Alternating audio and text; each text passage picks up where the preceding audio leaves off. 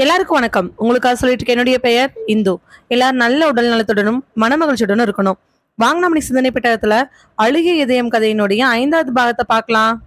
ஹாஸ்பிட்டல்ல தான் பொண்ணு இருக்கக்கூடிய ரூமுக்கு வெளில உட்காந்து அழுதுகிட்டு இருக்கிறாங்க பத்மா. பத்மா அழுதுகிட்டு கண்ணை தொடச்சிட்டு இருக்கிற நேரத்துல ராமரங்க மெல்ல நடந்து வர ஆரம்பிக்கிறாரு. முதல்ல மனைவியை பார்த்து பேசலாம்னு நினைச்சவரு வேண்டான்னு சொல்லிட்டு பொண்ணை பார்க்கலான்னு சொல்லி அந்த ரூம்குள்ள போறாரு. மெல்ல மெல்ல உள்ள போய் பொண்ணை சுத்தி இருக்கக்கூடிய அந்த ஒயரு, டியூபு, போட்டிருக்கக்கூடிய மாஸ்க்கு எல்லாத்தையும் பார்க்கறாரு. பார்த்துட்டு பக்கத்துல போய் நின்று தான் பொண்ணோட கைய ஒரு வாட்டி இறுக்க பிடிக்கிறாரு. அப்பா கையை இறுக்கி பிடிச்ச உடனே பொண்ணும் அப்பாவோட கைய இறுக்கி பிடிக்கிறா. ஆச்சரியம்தான். டக்குன்னு பார்த்த ராமர், கண்ணு நிக்கிதா, என்னப்பா நல்லா இருக்கா? கண்ணு முழிப்பாளா நினைச்சிட்டு இருக்கிற அதே நேரத்துல நிக்கிதாவோட கண்கள் முழிக்குது. அப்பா, நிக்கிதா, என்னப்பா எப்படிப்பா இருக்கு? நல்லா இருக்குப்பா.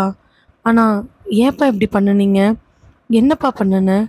எனக்கு எல்லாமே தெரியும்ப்பா. உயிரோடு இருக்கிற ஒரு பொண்ணை எதுக்காக தேவையில்லாம அதெல்லாம் இல்லைப்பா. உனக்கு யார் சொன்னா? நீ கொஞ்சம் அமைதியா இரு. எனக்கு தெரியும்ப்பா. சரிப்பா, எதுவாக இருந்தாலும் நீ வா, நல்லாய் வந்ததுக்கு அப்புறமா நம்ம பேசிக்கலாம். எனக்கு தெரியும்ப்பா. நிக்கிதா, எனக்கு தெரியும். உந்த இதயம் யாருதுன்னு எனக்கு நல்லாவே தெரியும். உன் பொண்ணு நல்லா இருக்கணுங்கிறதுக்காக ஏன் ஐஷுவோட இதயத்தான நீ வாங்கி வச்சிருக்க சொல்லிட்டு நிக்கிதா உடல்ல இருக்கக்கூடிய எல்லா விதமான ஒயரு, டியூப் எல்லாம் தெறிக்க அந்த கட்டல்ல வெறுக்குன்னு எந்திரிச்சு டக்குன்னு அப்படியே ராமருடைய குரவழி பிடிச்சிட்றா. அகோர குரல்ல, உன்னை சும்மா விடவே மாட்டேன். எவ்வளோ தைரியம் இருந்தா என் ஐஷுவோட இதயத்தை உன் பொண்ணுக்காக என் ஐஷுவை கொண்டு நீ வச்சிருப்ப? எப்படி நீ நிம்மதியா இருப்பின்னு நானும் பார்த்துட்றேன் சொல்லிட்டு ராமருடைய கழுத்துல அப்படியே இறுக்கமா ராமர் அப்படியே துடிச்சு போய் நிக்கிறாரு. நிக்கிதாவோட உடம்புக்குள்ள இப்போ ரகுவோட ஆத்மா ராமரை பழி வாங்கறதுக்காக நின்றுட்டு இருக்குது. கார்ல இருந்து இறங்குறாரு டாக்டர் கிஷோர். வேக வேகமா தன்னோட வீட்டுக்குள்ள போய் ஒரு பேப்பரை எடுத்து மெல்ல ஒரு 4 வரியில என்னமோ எழுதிட்டு கொஞ்சம் கொஞ்சமா தான் வீட்டுல இருந்து கதவை திறந்துக்கிட்டு வெளியில வராரு. கீழே இருக்கக்கூடிய அம்மா என்னன்னு கேட்டு கூட பதில் இல்லை. மெல்ல மெல்ல தன்னோட வீட்டு மொட்டை மாடியை நோக்கி ஏற ஆரம்பிக்கிறாரு. மொட்டை மாடினுடைய உச்சிக்கு போய் அங்கிருந்து அப்படியே கிஷோர் கீழே குதிச்சிடுறாரு. 2-3 நொடிகளில் ஏதோ ஒரு 80 கிலோ வெயிட் கீழே விழுக வீட்டில் இருந்த அம்மா வெளியில் எட்டி பார்க்க தலை தெரிச்சு இன்னும் சில பொருட்கள் எல்லாம் கீழே செதறி கிடந்து, உடல் உறுப்புகள் தான் எல்லாமே செதறி ரத்தம் அப்படியே தெறிக்க அப்படியே சிதைஞ்சு போய் ஒரு கொத்துக்கறி மாதிரி கிடக்கிறாரு டாக்டர் கிஷோர். ஹாஸ்பிட்டலுக்குள்ள கையில் ஒரு வெள்ளை கலர் எலும்பு கூடுமா இருக்கக்கூடிய குச்சியை வச்சுக்கிட்டு சாமியார் உள்ள வராரு. வாட்ச்மேன் சாமியாரை பார்த்து, யோ யார் யா நீ, எதுக்காக இங்கே வந்திருக்க? உள்ளுக்குள்ள ஒரு பெரிய விஷயம் நடந்துட்டு இருக்குது, தயவு செஞ்சு விடுங்க, நான் உள்ள போய் ஆகணும். உயிர் ஒன்று போக போகுது. ஏற்கனவே ஒரு உயிர் போயிருச்சு, இந்த உயிரை போக விடக்கூடாது. வேண்டாம், எல்லா தப்புக்குமே சட்டப்பிரகாரம் பார்த்துக்கலான்னு சொல்லிட்டு அந்த ஆத்மாவை அடக்கணும், விடுங்க. யோ பைத்தியக்கார மாதிரி பேசாம முதல்ல வெளில பையா, இவ்வளோ பெரிய ஹாஸ்பிட்டலுக்குள்ள எப்படி வரப்பாரு? அதுக்குள்ள கார்ல இருந்து வேக வேகமா இறங்கி வந்த சுவாமிநாதன், வாசுகி எல்லாருமே, ஐயா கொஞ்சம் விடுங்க, அவர் உள்ள போகட்டும். நீங்க யாருங்க? நான் டாக்டர் கிட்ட பேசிக்கிறேன், நீங்க கொஞ்சம் விடுங்க. அதுக்குள்ள டாக்டர் கிஷோர் சூசைட் பண்ணிக்கிட்ட விஷயம் ஹாஸ்பிட்டல்ல தீயா பரவ ஆரம்பிக்க ஒரு 10 நிமிஷம் பரபரப்புக்குள்ள சாமியார் உள்ள போக ஆரம்பிக்கிறாரு. நேரா வந்த சாமியாரை பார்த்து வெளியில கொண்டிருக்கக்கூடிய நிக்கிதாவோட அம்மா, ஐயா நீங்க? பின்னாடி வரக்கூடியவங்களெல்லாம் பார்த்து அவங்களுக்கு ஒண்ணுமே புரியல. உள்ள போனவர் அந்த ஐசியூ வார்டுக்குள்ள டக்குன்னு உள்ள போயிடுறாரு. ஏற்கனவே குரவழி பிடிச்சு பாதி உயிரை எடுத்துட்டு இருக்கக்கூடிய நிக்கிதாவை பார்த்து அந்த கையில இருக்கக்கூடிய குச்சியை வச்சு மண்டையில ஓங்கி அடிக்கிறாரு. டக்குன்னு நிக்கிதா பெட்ல இருந்து கீழே விழுகிறாங்க. இரும்பலோட குரவழியை நீவிக்கிட்டு ராமர் ஒரு ஓரமா போய் விழுந்துடுறாரு. அதே ஐசியூ வார்டுக்குள்ள எல்லாரும் உள்ள வந்துடுறாங்க. ஹாஸ்பிட்டல் தானா இது அப்படிங்கிற மாதிரியான ஒரு சூழ்நிலை அங்க நிலவ ஆரம்பிச்சிருது. பக்கத்துல இருந்த நர்ஸு, வார்ட் பாய்னு எல்லாரும் கொஞ்சமா கூட்டத்தை கூட்ட ஆரம்பிச்சிடுறாங்க. டாக்டர் கிஷோர் ஆல்ரெடி சூசைட் பண்ணிக்கிட்ட விஷயம், உள்ளுக்குள்ள நடக்கிற விஷயம் எல்லாரும் ரொம்ப ஆச்சரியமா ரொம்ப பரபரப்பா பேசப்படுது.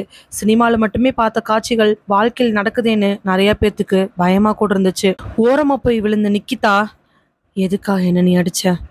அவனோட உயிர் இங்க இருக்கக்கூடாது. என் ஐசுவை வேணும்னே கொன்னு அவன் பொண்ணுக்கு வச்சிருக்கான். என்னை பொறுத்த வரைக்கும் இவன் உயிரோடு இருக்கக்கூடாது. குரல் பயங்கரமான கரகரப்போட கேட்கறக்கே அகோரமா இருக்கு. நிக்கிதாவோட உடல்கள் எல்லாம் அப்படியே பச்சையும் மஞ்சளுமா கலந்து அழுகி போன மாதிரியான வாடையோட இருக்குது. உடனே சாமியார் தம் பையிலிருந்து ஏதோ ஒன்று எடுத்து அது மேலே வீசுறாரு. பார்க்கறதுக்கு கருப்பு கலர்ல சின்ன சின்ன கல்லு மாதிரி இருந்தாலும் அது பட்ட உடனே நிக்கிதாவோட உயிர் துடிக்க ஆரம்பிக்குது. ஒரு நிமிஷம் ரகுவோட உருவம் வெளியில வந்துட்டு போகுது. இருக்கிற எல்லாத்துக்கும் பயம். வெளியில போக முடியாத அளவுக்கு கூட சூழ்நிலை. நிக்கிதா வேகமா எந்திரிச்சு சாமியாரை நோக்கி வர, சாமியார் மறுபடியும் தான் கையில இருக்கக்கூடிய குச்சியை வச்சு நிக்கிதாவை நோக்கி நீட்ட, அவ கழுத்துமே அந்த குச்சியும் நேரா நிக்குது. யார நீ? நான் யாரா வேணாலும் இருக்கலாம், ஆனா ஒரு உயிரை எடுக்கிறதுக்கு யாருக்கும் சக்தி கிடையாது. அப்ப ஏன் ஐஷுவோட உயிரை எடுக்கிறதுக்கு மட்டும் இவங்களுக்கு சக்தி இருந்துச்சா? நான் விடமாட்டேன், கண்டிப்பா நான் விடமாட்டேன். நான் இவனை கொல்லாம விடமாட்டேன். நீ அப்படி பண்ண முடியாது சொல்லிட்டு தன்னோட இடது கையால இடுப்புல சொருகி வச்சிருக்கக்கூடிய ஒரு கருப்பு கயிறை எடுத்து நிக்கிதாவோட கழுத்தை சுத்த போற அதே நேரத்துல பின்னாடி இருந்து திவ்யா ஒரு இரும்பு மாதிரி இருக்கக்கூடிய ஒரு கம்பி எடுத்து சாமியார் மண்டையில ஓங்கி அடிக்கிறா. பக்கத்துல நின்றுக்கூடிய திவ்யாவோட அம்மா அப்பா 2 பேரும் பயந்து ஒரு ஸ்டெப் பின்னாடி போக, இன்னொரு அடி மறுபடியும் சாமியார் மேல விழுக, சாமியார் திரும்பி பார்க்க திவ்யாவோட உடம்புக்குள்ள இருக்கிறது ஐஸ்வர்யா. கையை எடு, ரகுவை ஏதாவது பண்ணுன அப்புறம் நடக்கிறதே வேறையா போயிடும். கையை எடு. 2 ஆத்மாவும் ஒட்டுக்கா வந்துருச்சு. இனிமேல் என்ன பண்றது தெரியாம சாமியார் முதல்ல நிக்கிதாவோட கழுத்தில் இருக்கிற கையை எடுக்கிறாரு. இவனை நாங்க கொல்லாம விட மாட்டோம் சொல்லிட்டு 2 பேரும் ராமர் பக்கமா நகர்ந்து நகர்ந்து போறாங்க. ஒரு நிமிஷம் சொல்றதை கேளுங்க. ஒரு உயிரை கொல்றதா இங்க பாரு, ஏன் ஐஷுவை கொன்னதுக்கான தண்டனையை நான் கொடுத்துதான் ஆகணும் சொல்லிட்டு ரகு பக்கத்துல போய் அந்த ஆளோட கழுத்தை பிடிக்க, சாமியார் தடுக்க போன நேரத்துல மறுபடியும் இன்னொரு இதை எடுத்து திவ்யா அடிக்க போக அவளை கட்டுப்படுத்துறாங்க அவளோட அம்மா அப்பா. ஆனா அவங்க அம்மா அப்பாவே மீறி ஒரே ஒரு உதறல்ல எல்லாத்தையும் தள்ளி விட்டுட்டு ராமரை நோக்கி போக ஆரம்பிக்கிறாங்க. சாமியார் தான் பையில இருக்கக்கூடிய திருநீர், இன்னும் பவுடரு, மந்திரங்கள், தான் குச்சின்னு எல்லாத்தையும் பயன்படுத்தி இருக்காரு. ரகு மட்டும்தான் இவ்வளவு நாள் வெளிப்படையா இருந்த ஆத்மா. ஐஷு வருவான்னு அவர் எதிர்பார்க்கல. கயித்துல மந்திரிச்சது ஒரே ஒரு கயிறு மட்டும்தான் இருக்குது. இப்போ ஒரு ஆத்மாவை மட்டும்தான் கட்டுப்படுத்த முடியும். அந்த ஆத்மா கட்டுப்படுத்தினாலும் இன்னொரு ஆத்மா எப்படியாவது ராமரை கொன்றுன்னு அவங்களுக்கு நல்லாவே தெரியும். இதுக்குள்ள பரபரப்புல வெளியில போலீஸ் எல்லாருமே வர ஆரம்பிச்சிட்டாங்க. ஆனா ஆல்ரெடி போலீஸ் கிட்ட நடந்த எல்லா விஷயத்தையும் ராமருடைய மனைவி பத்மா இன்ஃபார்ம் பண்ணியிருக்காங்க. அதனால்தான் போலீஸ் இவ்வளோ சீக்கிரமா வந்திருக்கு. இங்க பாருங்கப்பா, அவர் பண்ண எல்லா தப்பையும் நான் போலீஸ் கிட்ட சொல்லிட்டேன். போலீஸ் தக்க தண்டனை கொடுக்கும். நீங்க தயவு செஞ்சு அவரை விட்டுருங்க. போலீஸா? எதுக்கு? ஜெயிலில் போய் 10 வருஷம் 20 வருஷம் இருந்துட்டு வெளியில உயிரோட வாழ்றதுக்கா? என் ஐஷுவோட இதயத்தை எடுத்த மாதிரி இவனோட ஒவ்வொரு உறுப்பையும் நாங்கள் எடுத்து தான் ஆகணும். யாராவது பக்கத்தில் வந்தீங்க அதுக்கப்புறம் எவ்வளோ தூரம் சொல்லியுமே அவங்க நிறுத்தவே கிடையாது. ராமர் ஒரு செவுத்துல ஓரமாக ஒட்டிட்டு மற்ற எல்லாரையுமே ஐஷு ராமர் பக்கத்தில் விடாமல் தடுத்து நிறுத்திட்டு இருக்கா. சாமியார் முதல்ல ஐஷுவை கட்டிடலாமான்னு யோசிச்சா, ஐஷுவை தடுக்கிறதுக்காக கட்டி எப்படிதான் நம்ம ரகு தடுக்கிறதுன்னு மந்திரங்களை சொல்லிக்கிட்டு இருக்க. அதே நேரத்துல ஒவ்வொரு நொடியா நகர்ந்து நகர்ந்து போய் ரகு ராமருடைய கழுத்தை பிடிக்கிறான். ராமர் கொஞ்ச நேரத்திலேயே துடிக்க ஆரம்பிக்கிறாரு. இருக்கிற எல்லாரும் விட்டுரு விட்டுருன்னு கேட்க, சாமியார் எவ்வளவோ சொல்ல கேட்கல. சாமியார் உடனே வேகமா திவ்யாவை தள்ளி விட்டுட்டு வேகமா போய் நிக்கிதாவோட கையில அந்த மந்திர கட்டிடுறாரு. கயிறை கட்டின உடனே ஒரு நிமிஷம் தெரிச்சு போய் நிக்கிதா கீழே விழுந்துடுறா. நிக்கிதா கீழே விழுந்த உடனே அங்க எல்லாரும் ஒரு நிமிஷம் அமைதியாயிடுறாங்க. திவ்யா உடம்புல இருக்கக்கூடிய ஐஸ்வர்யா, என்ன பண்ண ரகு, என்ன பண்ண சொல்லிட்டு ரொம்ப ஆக்ரோஷமா வர, தங்கிட்ட இருக்கக்கூடிய ஒரு சந்தன மாதிரி பொருளை எடுத்து திவ்யாவோட நெத்தியில் அப்ப திவ்யாவும் போய் தெரிச்சு விழுந்துடுறா. 2 நிமிஷம் அந்த இடமே ரொம்ப அமைதியா இருக்குது. ஒன்றும் இல்லை, இப்போ உங்க பொண்ணை கூட்டிட்டு போய் நாம பூஜை செய்யணும். ரகுவை கட்டுதான் படுத்தி வச்சிருக்கிறோம், முழுமையா அழிக்கல. ரகுவோட ஆத்மாவை கட்டுப்படுத்தி வச்சிருக்கிறது நிக்கிதாவோட உடம்புல தான். இந்த பொண்ணை கூட்டிட்டு போய் நாம் பூஜை பண்ணணும்.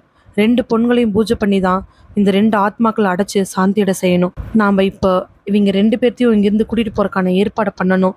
உடனே நிக்கிதாவோட அம்மா, ஐயா அவளுக்கு ஹார்ட்ல என்ன பண்ணாலும் என் இடத்துக்கு போய் தான் ஆகணும், வேற வழி இல்லை, மந்திரக்கட்டுக்கான எந்த பொருளும் என்கிட்ட இல்லை சொல்லிட்டு இருக்கும் பொழுதே திவ்யா பெரிய சத்தத்தோட ஆணு கத்திட்டு எந்திரிக்கிறா. இந்த மாதிரி திவ்யாவோட உடம்புக்குள்ள இருக்கிறது ஐஷு மட்டும் கிடையாது, ரகுவும் தான். கட்டுனதுனால நிக்கிதாவோட உடம்புல இருந்தவன் வேகமா திவ்யாவோட உடம்புக்குள்ள போக 2 ஆத்மாக்களோட சக்தி ஒன்று சேர்ந்து கண்ணிமைக்கிற நொடிக்கு முன்னாடி பக்கத்துல இருக்கக்கூடிய ஒரு இரும்பு கம்பி எடுத்து ராமரை ஓங்கி ஒரு குத்து குத்த ராமர் வயித்துல அந்த கத்தி பாஞ்சு ராமர் அப்படியே அங்க சுருண்டு கீழே விழுந்துடுறாரு. ஐயோ அப்படின்னு சொல்லிட்டு எல்லாரும் ஓடி வர அதே நேரத்துல இன்னொரு வாட்டி அதே உருவம், திவ்யாவோட உருவம் அந்த கூர்மையான இரும்புனால மறுபடி குத்த ராமர் அந்த இடத்துல கொஞ்ச நேரத்துல இறந்து போயிடுறாரு. வெளியில வந்து நின்றுக்கூடிய போலீஸ் எல்லாம் பரபரப்பா உள்ள எட்டி பார்த்து நடக்கிற விஷயங்கள்லாம் பார்த்துட்டு இருக்கிறாங்க. அந்த இடமே பெரிய அதிர்ச்சியில நிறைஞ்சிருக்குது. டக்குன்னு திரும்பின திவ்யா 2 குரல்ல பேசுறா. கண்டிப்பா ஒன்று ரகுது, இன்னொன்று ஐஷுதுங்கிறது அவங்களுடைய குரலை வச்சு நல்லாவே தெரிஞ்சிச்சு. நான் இப்ப இன்னொரு கொலையும் பண்ண போறேன். என் இதே இருக்கிறது இவகிட்ட தானே, இவளை கொல்ல போற சொல்லிட்டு நிக்கிதா பக்கத்துல மெல்ல மெல்ல நடக்க ஆரம்பிக்கிறாங்க. நிக்கிதா விட்டுருங்கப்பா, என் பொண்ணை விட்டுருங்கப்பா, உங்களுக்கு கெஞ்சி கேட்குற, நிக்கிதா விட்டுருங்கப்பா. எவ்வளோதான் பத்மா கெஞ்சினாலும் அவங்களுடைய பார்வை எல்லாம் நிக்கிதா மேலேயே இருக்குது. நிக்கிதா பக்கத்துல நெருங்கிட்டு இருக்க ஐஷுவோட அம்மா, ஐஷுமா வேண்டாமா விட்டுருமா. திவ்யா பக்கத்துல நெருங்கிக்கிட்டே இருக்கிறா. திவ்யாவோட உடம்புக்குள்ள இருக்கக்கூடிய ரகுவும் ஐஷுவும் நிக்கிதாவை கொல்றதுக்காக பக்கத்துல போயிட்டே இருக்கிறாங்க. உங்ககிட்ட இருக்கக்கூடிய என் ஐஷுவோட இதயத்தை நான் எடுக்காம விடவே மாட்டேன்.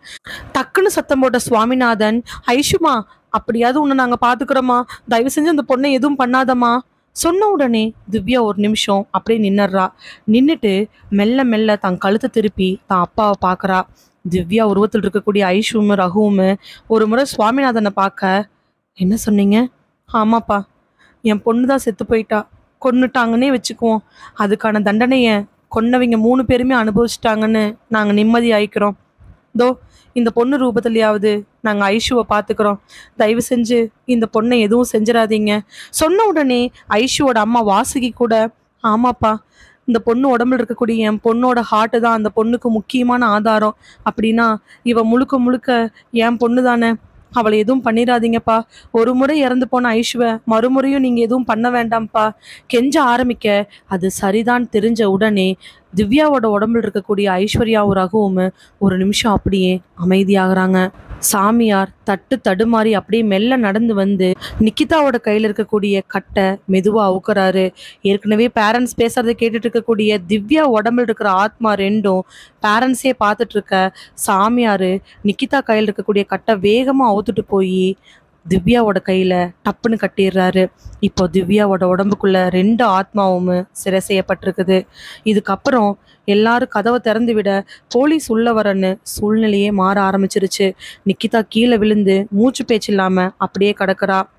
திவ்யாவை அவங்க பேரண்ட்ஸ் உதவியோட சாமியார் அவருடைய இடத்துக்கு கூட்டிட்டு போய் அங்க வச்சு பெரிய பூஜை ஒன்றை பண்ணி வேணுங்கிற பொருளையெல்லாம் உடனே ஏற்பாடு படுத்தி ரகு ஐஸ்வர்யாவோட ஆத்மாவை ஒரு பானையில் அடைச்சு அதை சாந்தி அடையறதுக்கான ஏற்பாடுகளை செய்யறாரு. ராமரோட உடல் அங்கிருந்து அப்புறப்படுத்தப்படுது. நிக்கிதாவை அட்மிட் பண்றாங்க. ஹார்ட்ல சிவியரான ஆக்சிடென்ட் நடந்து ஹார்ட் ரீப்ளேஸ்மெண்ட் பண்ணியிருக்கக்கூடிய பொண்ணுக்கு மறுபடியும் இப்படி ஒரு விஷயம் நடந்ததுனால அவளை இன்னும் எமர்ஜென்சி யூனிட்ல அட்மிட் பண்ணி அவளுக்கு ட்ரீட்மெண்ட் கொடுக்கப்படுது. ஐஷுவோட மரணத்துக்கு காரணமா இருந்த எல்லாருமே தண்டிக்கப்படணும். அதுல டாக்டர் கிஷோர் ஏற்கனவே இறக்க, கேஷனுடைய மனைவிக்கு இப்படி ஆக, ராமர் இறந்து போக அந்த ஹாஸ்பிட்டலோட டீனுக்கு அரசாங்கத்து வழியா பெரிய தண்டனை வாங்கி தரப்படுது. எல்லா சாட்சிகளும் கொடுக்கப்பட்டு அந்த ஹாஸ்பிட்டலே சீல் வைக்கப்படுது. ஒரு நிமிஷத்துல அந்த டீனுடைய வாழ்க்கை தலைகளா மாறி போக குடும்பத்திடமிருந்தும் அவர் பிரிக்கப்படுறாரு. சிறையில தனியா சொத்து பத்து இல்லாம குடும்பம் இல்லாம அனாதையாக்கப்படுறாரு அந்த டீன். ஐஸ்வர்யா ரகு 2 பேத்தினுடைய ஆத்மாக்களும் சாந்தி அடைய செய்ய திவ்யா, சாமிநாதன், வாசுகி எல்லாரும் ரகுவோட வீட்டுக்கு போய் பேசுறாங்க. 1 மாசத்துக்கு அப்புறமா ஐசி யூனிட்டுக்கு முன்னாடி வந்துட்டு இருக்கக்கூடிய பத்மா ஒரு வேதனையோட அங்க எதையோ விரைச்சு பார்த்துட்டு இருக்க சுவாமிநாதன், வாசுகி, திவ்யா 3 பேரும் அந்த ஹாஸ்பிட்டலுக்கு வராங்க. ஏதோ 3 ஜோடி கால் தன்னை நோக்கி வந்து நிக்கிறத பார்த்துட்டு மெல்ல மெல்ல பார்வையை மேலே இறக்க மூஞ்சிக்கு போய் பார்க்கும்போது தான் தெரியுது சுவாமிநாதன், வாசுகி, திவ்யா அப்படின்னு.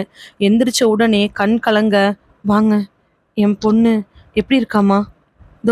ஏதோ ரிகவர் ஆயிட்டு வந்துட்டு இருக்கிறா, சரியாயிருவான்னு சொல்லியிருக்கிறாங்க. குற்ற உணர்ச்சியில் நின்றுட்டு இருக்கிறவ அன்னைக்கு நடந்த இன்சிடென்ட்டுக்கு அப்புறமா ஐஷுவோட ஃபேமிலியில யாரையுமே பார்க்கல. குற்ற உணர்ச்சின்னு தெரிஞ்ச உடனே வாசுகி பத்மாவோட கையை பிடிச்சு, நீங்க என்ன பண்ணுவீங்க? உங்களுக்கு தெரிஞ்ச உடனே போலீஸ்க்கு சொல்லிட்டீங்கல்ல, உங்க வீட்டில் அவர் பண்ண மிகப்பெரிய தப்புக்கு நீங்க எந்த காரணமும் கிடையாது. நாங்கள் வந்து பார்க்கணும் தான் நினச்சோம். ஆனால் எங்களுக்கு அப்படி இப்படின்னு நிறைய வேலை இருந்துச்சு. அதனால தான் வர முடியல. எங்களை மன்னிச்சிடுங்கம்மா. என் பொண்ணு வாழ்க்கைக்காக உங்கள் பொண்ணை இன்னும் என்னம்மா, உங்கள் பொண்ணு என் பொண்ணு 2 பேரும் ஒரே உடல் தானே வாழ்ந்துட்டுருக்குறாங்க. நாங்கள் ஒரு முறை நிக்கிதாவை பார்த்துட்டு போகலான்னு வந்தோம். அதுக்கு மட்டும் அனுமதி தருவீங்களா? நீங்கள் எப்போ வேணாலும் எந்த நிமிஷம் வேணாலும் நிக்கிதா வந்து பார்க்கலாம். எனக்கு என் பொண்ணு தான், என் பொண்ணுக்கு நான் தான். ஆனால் என் பொண்ணுக்கு நான் இல்லாமல் நீங்களும் இருக்கீங்க. அதனால நிக்கிதாவை நீங்கள் எப்போ வேணாலும் பார்க்கலாம். சொல்லிட்டு பத்மா சொன்ன உடனே வாசுகி இறுக்கமாக கையை பிடிச்சு ஒரு அழுதுட்டு அந்த ஐசி யூனிட்டில் வட்டமாக இருக்கக்கூடிய கண்ணாடி வழியாக எட்டி பார்க்குறாங்க. நிக்கிதா அந்த பெட்டில் படுத்திருக்க, அதே மாதிரி நிறைய ஒயர் டியூப் எல்லாம் போட்டிருக்க, அவளுடைய மூச்சு மட்டும் சீரா மேலே கீழே ஏங்கிட்டு இருக்குது. நிக்கிதாவோட ஹார்ட் இசிஜி மானிட்டரில் சீராக ஏங்கிட்டு இருக்க, அதை வெளியில் நின்று பார்த்துட்ருக்குறாங்க ஐஸ்வர்யாவோட குடும்பத்தார். இதோடு இந்த கதை நிறைவடைகிறது. இதே மாதிரி கதைகளை கேட்க மறக்காம சிந்தனை பெட்டகத்துக்கு வாங்க. மறுபடியும் வேறு ஒரு கதையோடு உங்களை சந்திக்கிறேன். அது வரைக்கும் நன்றி. மகிழ்வித்து மகிழ்ந்திருங்கள்.